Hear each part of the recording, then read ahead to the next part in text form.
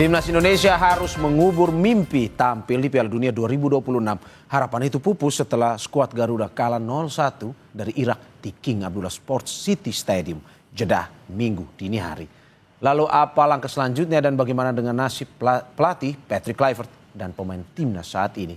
Akan kita bahas bersama sejumlah narasumber. Sudah hari di studio analis sepak bola Iksan Mahar. Selamat pagi Mas Iksan. Pagi, Rio. Terima kasih Mas sudah bergabung di Dialog Sapa Indonesia Pagi dan juga sudah bergabung bersama kita secara daring mantan pemain timnas Indonesia Kurnia Sandi. Selamat pagi Coach. Selamat pagi Bung. Terima kasih sudah bergabung juga Mas Iksan, Mas Kurnia. Saya langsung ke Mas Iksan. Yep.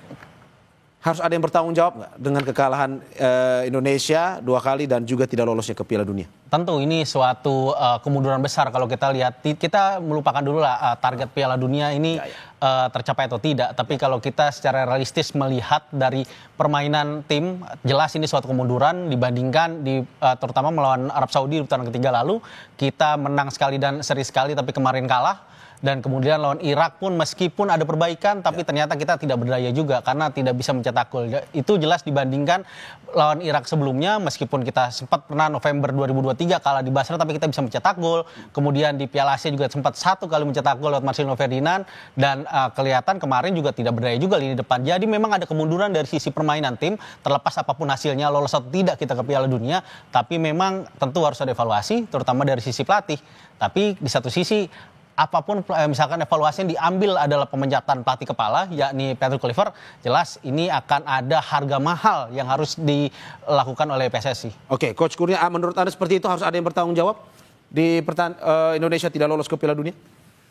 Ya, saya sependapat dengan apa yang diucapkan oleh Mas Iksan tadi juga dengan statement yang dikeluarkan oleh Pak Marji. Saya setuju sekali karena kegagalan timnas Indonesia untuk melaju ke babak selanjutnya itu tanggung jawab dari pelatih karena pemain di lapangan sudah bekerja sekuat tenaga mengeluarkan semua kemampuan yang terbaik, tapi itu kan semua instruksi dari pelatih. Kita juga bertanya-tanya apakah pemain itu paham apa strategi apa yang ingin diterapkan oleh Patrick Kluivert. Jadi saya pikir sependapat dengan Mas Iksan dan Pak Marji tadi, pelatih kepala yang harus dievaluasi.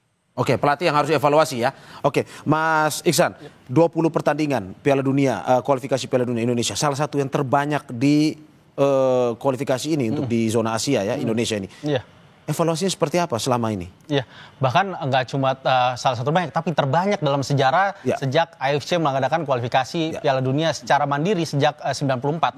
Dan kita menjalani 731 hari, itu panjang sekali. Ya, panjang. Dari kita lihat dari awalnya Oktober 2023, hanya 3 pemain diaspora, sampai kemarin DSP ada 18 pemain diaspora. Jadi memang ada perkembangan yang sangat signifikan dalam susunan pemain, terutama banyak pergantian dibandingkan misalkan kita berkaca lawan Irak misalnya. DSP kemarin itu dibandingkan mereka main sejak putaran kedua itu hanya 5 pemain yang saya mencatat perubahan. Jadi memang benar-benar sangat signifikan perubahan yang kita lakukan. Terlepas lagi Graham Arnold misalkan baru melatih menggantikan Justus Kavas itu bulan Mei kemarin, dan sedangkan Kluivert datang Januari. Tapi memang kalau melihat dari permainan jelas ini sebuah kemunduran juga. Karena kita lihat dari 20 pertandingan pertama mulai dari Maret kemarin kita benar-benar kalau melihat dari laga resmi kita kalah 3 kali beruntun. Lawan Jepang kita kalah 6-0, kemudian kalah juga lawan Saudi, begitupun juga kita kalah menghadapi Irak, dan tentu banyak sekali pekerjaan rumah di sini. Kalau kita melihat dari sisi permainan jelas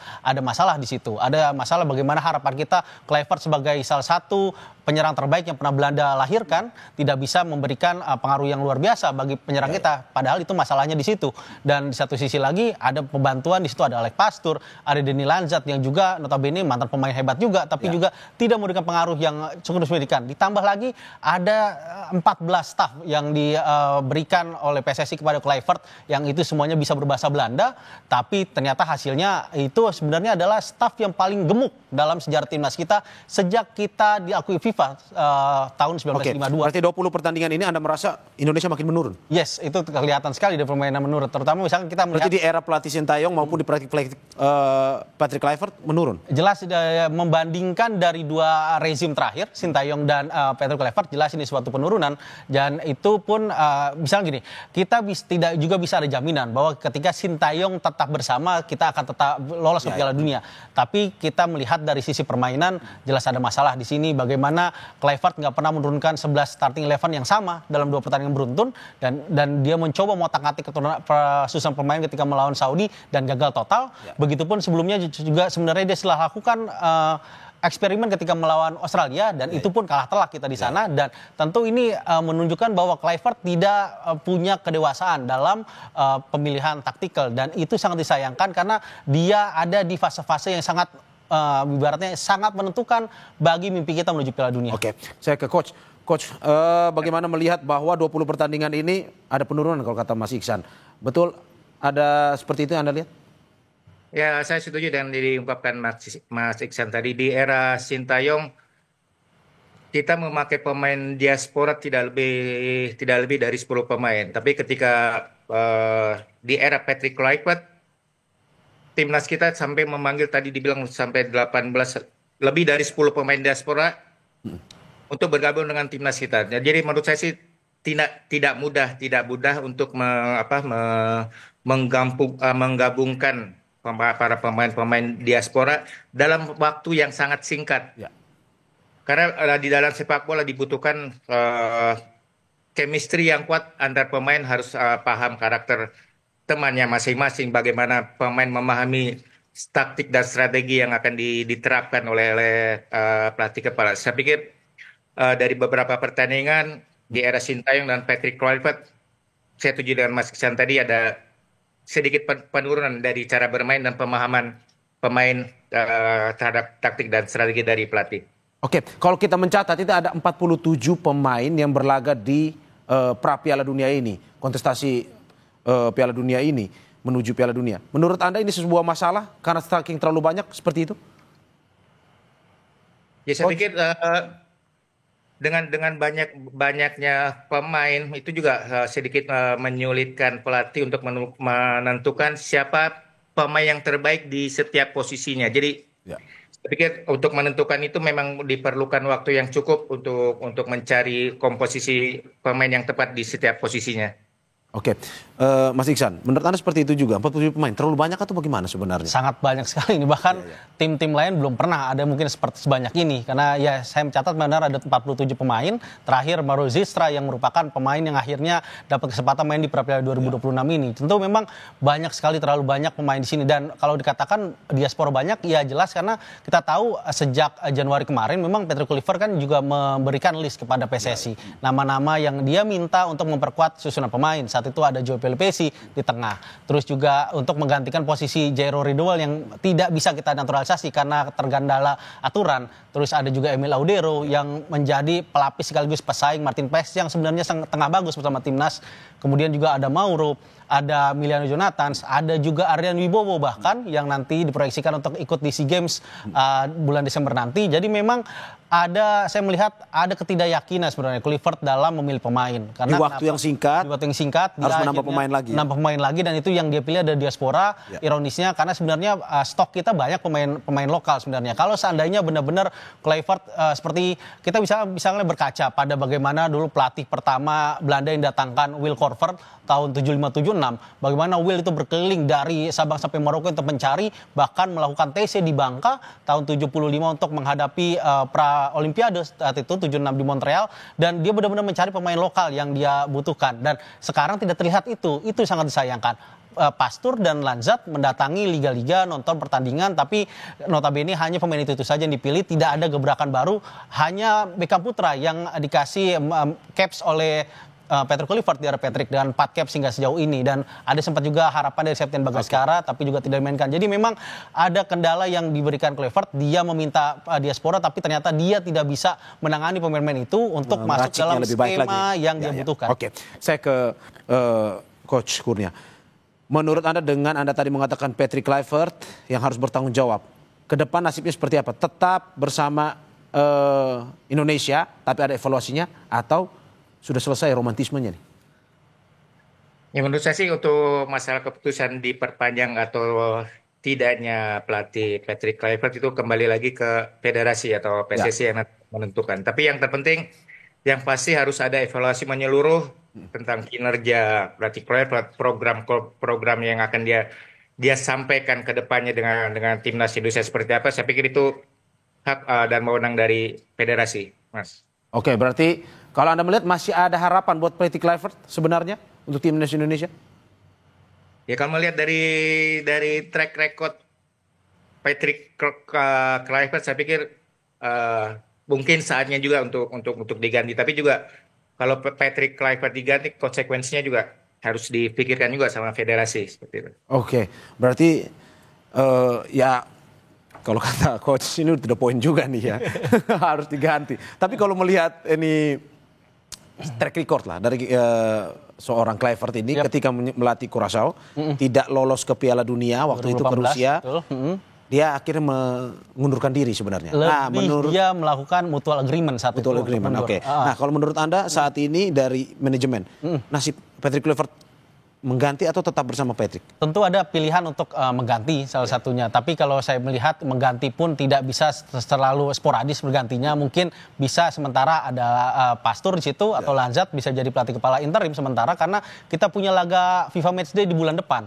Kemudian habis itu baru ada lagi bulan Maret. Tapi mengganti Patrick Kluivert konsekuensinya besar. Yang tadi saya lihat. Kenapa? Karena saya kemarin mendapat dokumen dari FIFA Football Tribunal, pengadilan sepak bola FIFA itu ada di situ bahwa klausul ketika Patrick Kluivert melakukan mutual agreement dengan Adana Demirspor Desember 2023 dan situ ada klausul bahwa ketika dia mundur Adama harus membayar 150.000 euro atau hampir 2,9 miliar rupiah, hampir 3 miliar dan kontraknya juga sebenarnya Kluivert tidak murah juga karena di situ tercatat ada 142.000 euro atau 2,7 miliar. Jadi bisa dibayangkan kalau Kluivert dipecat, uang besar juga harus keluar dari PSSI. Tapi ada juga bisa digunakan apa yang dilakukan Curaçao.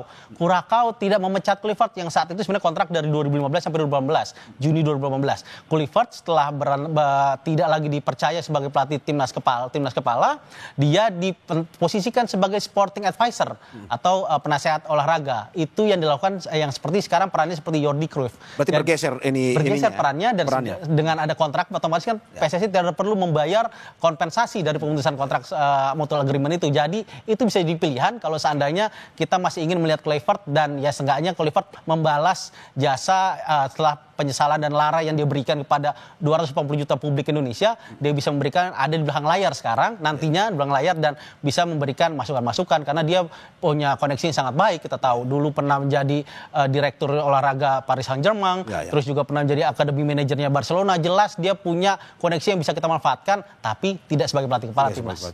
Oke, coach, kalau misalkan kita mengganti sekarang pelatih kepala, misalkan apa sebenarnya dampak kepada pemain, dampak kepada manajemen sebenarnya sebagai seorang pelatih ya? Ya sebenarnya pergantian pelatih di tim sepak bola hal yang wajar ya. Tapi ketika kita melakukan pergantian pelatih, contoh kemarin pergantian pelatih di tengah-tengah turnamen atau di tengah-tengah kompetisi yang sangat menentukan, itu juga berpengaruh besar kepada pemain, terutama karena apa? Kita juga harus beradaptasi dengan taktik strategi yang diinginkan oleh pelatih. Kita juga harus memahami juga kultur atau budaya yang dipakai sama pelatih itu. Jadi bukan hal yang mudah lah ketika kita melakukan pergantian pelatih di tengah-tengah turnamen atau di tengah kompetisi yang memerlukan usaha yang sangat keras dan maksimal. Gitu. Oke, berarti menurut Anda sebenarnya kalau mengganti secara tiba-tiba ini memberikan dampak yang begitu besar ya sebenarnya terhadap tidak hanya manajemen tapi juga cara bermain sebenarnya ya. Cara bermain betul. Oke, saya ke Mas Iksan. Mas Iksan, kalau melihat ini saya sedikit-sedikit ini juga lah melihat kemarin ada positifnya juga bahwa ball positioning kita dengan adanya Patrick Kluivert kemarin lawan Irak lumayan 5% kalau tidak salah ya, dengan 4-2-3-1-nya formasinya itu. Tapi ya memang kemarin lumayan kebobolan juga pertahanan kita lagi jadi tumbalnya. Menurut Anda ke depan untuk evaluasi ini? Perlukah kita bermain dengan seperti ini 4-2-3-1 atau bagaimana? Kalau potensi kita punya potensi besar untuk menjadi tim yang lebih ball position minded ya. Dengan pikiran untuk lebih banyak menguasai bola, karena kita punya pemain-pemain yang sebenarnya di lini tengah nggak kalah dengan mungkin mayoritas dengan tim-tim Asia lainnya. Ada di situ ada Joey Polipesi, ada Tom Hai, terus juga ada pemain mungkin nanti bisa juga Marcelino Ferdinand kembali lagi. Begitupun juga ada Ivar Jenner dan juga di situ nanti masih ada Nathan Chowen yang punya potensi besar untuk bermain seperti itu. Dan kita juga punya back-back yang bisa menjadi ball playing defender yang bisa build up dari bawah. Martin Paes juga sangat baik untuk memulai serangan dari bawah, dan itu tentu kita punya potensi itu tadi. Tapi memang seperti ini juga timnas sekarang ini seperti juga di era U23-nya Gerard van den Berg. Kita bisa menguasai bola sebanyak-banyaknya, tapi kita punya masalah untuk mencetak gol. Nah, kita sudah punya bersama Kluivert kita sudah bisa mengantisipasi bagaimana kita bisa lebih rapat dan lebih rapi menguasai bola.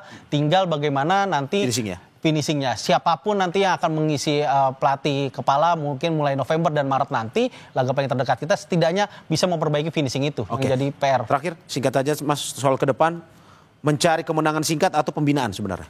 Lebih harus pembinaan dulu. Akarnya harus benar-benar pembinaan kita ini, karena kita melihat selama tahun 2026 itu relatif kesempatan kita untuk memperbaiki ranking FIFA kita, karena tidak ada turnamen besar 2027 baru. Jadi benar-benar setahun ini kita bisa menguji coba banyak pemain-pemain asli binaan lokal kita, agar nanti 2027 menuju Piala 2030 kita punya skuad yang setara baik diaspora maupun pemain lokal. Coach, terakhir kemenangan singkat atau pembinaan yang lebih diperhatikan ke depan? Saya pikir saya setuju dengan Mas Iksan tadi bahwa kita jangan tergantung dari pemain diaspora. Kita juga harus kita tidak menolak diaspora, tapi kita menolak ketergantungan kepada pemain diaspora. Jadi saya pikir pembinaan yang intens di Indonesia sangat perlu. Terutama kita diperlukan pembinaan usia dini yang terstruktur, yang kompetisi yang berjenjang dari U13, 15, 16, 17 dan seterusnya. Itu juga kita juga harus memberikan kesempatan kepada pemain lokal untuk berkembang, memberikan ruang bagi pemain lokal untuk berkembang di liga. Dan saya pikir juga yang perlu digarisbawahi bahwa aturan regulasi di Liga Indonesia harus dirubah. Karena selama ini kita tahu semakin tambah tahun regulasi tentang pemain asing makin bertambah. Itu sama juga dengan menutup ruang pemain lokal untuk berkembang. Selama klub masih mencari import untuk pemain di setiap posisi, saat itu juga selamanya pemain lokal akan tersingkir. Oke, terima kasih Coach, terima kasih Mas Iksan. Yang kita harapkan ke depan ya, bukan itu tadi kemenangan singkat yang kita cari, tapi pembinaan jangka panjang gitu ya. Sekali lagi, analis sepak bola Iksan Mahar, terima kasih, dan mantan pemain timnas Indonesia Kurnia Sandi, terima kasih, sehat-sehat selalu Mas Iksan, Mas Kurnia.